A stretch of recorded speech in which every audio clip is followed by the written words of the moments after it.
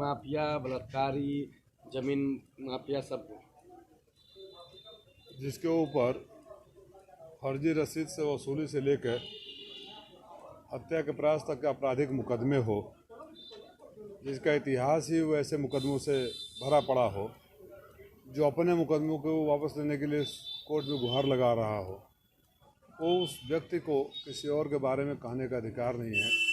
अगर केशव मौर्य में नैतिक साहस है तो एडीआर की रिपोर्ट जारी करें और बताएं जनता को कितने अपराधी उनके मंत्रिमंडल में हैं और कितने उनके साथ पार्टी में, सदन में है, लोकसभा और विधानसभा में।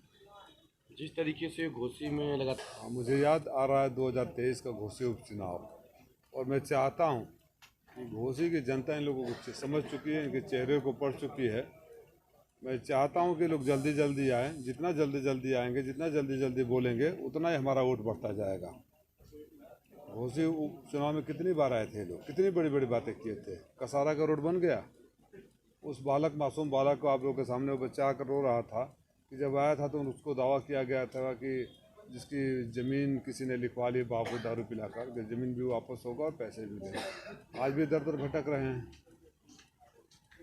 इनका कहना याद है ना केशव मौर्य जी, आपने घोसी की सड़कों से एक साइकिल सवार को धक्के मार दिया था। उसी दिन से आपकी घोसी लोकसभा से या इस इलाके से विदाई तय हो गई थी। आपके प्रत्याशी की जमानत नहीं बचेगी। आपको आकर, आप लोगों को आकर बारी बारी से माफ़ी मांगना पड़ रहा है, माफ़ी मंगवाना पड़ रहा है, कार्यकर्ताओं को मनाना पड़ रहा है। ये दिखाता है कि आप लोग कितने डरे, हताश और निराश हो। एनडीए उम्मीदवार, ऐसे लोगों से हमें प्रेरणा लेने की ज़रूरत नहीं है। ऐसे लोग क्या कहते हैं, उनके पिताजी कितना गाली देते हैं, वो भी गाली देना शुरू करूँ मैं? उनके पिताजी गाली देते हैं। इन लोगों की भाषा, इनके संस्कार, किसान का बेटा हूँ, खानदानी किसान का बेटा हूँ, उनसे सीखने की नहीं जरूरत। उनके पिताजी और वो क्या थे, उनका चरित्र सबको पता है और कैसे यहाँ पहुँचे हैं। तो वो सब बातें न करें। हम क्या करने आ जाएं, हम कपड़ा उतार के आ जाएं, तुम्हारे बाप की तरह मैं गाली भी देना शुरू कर दूँ, यही सब घटिया काम मेरे पास है। किसानी करना कोई गुनाह नहीं है, किसान करना, मैं किसान का बेटा हूँ, लेकिन वोट के लिए नौटंकी करना, कैमरा मैन को लेकर कार में से उतर के खेत काटने लगना, क्या समझते? जनता समझ नहीं रही है। जब जनता आपसे सवाल पूछ रही है, आपको जवाब मांग रही है उन गालियों का, नौजवान आपको घेर रहे हैं तो आप दौड़ के भाग जा रहे हैं।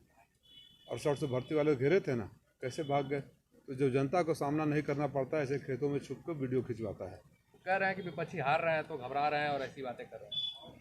हार विपक्षी रहे हैं, मान मुरव्वर कांड पकड़ कर उठा बैठक भाजपा में हो रहा है।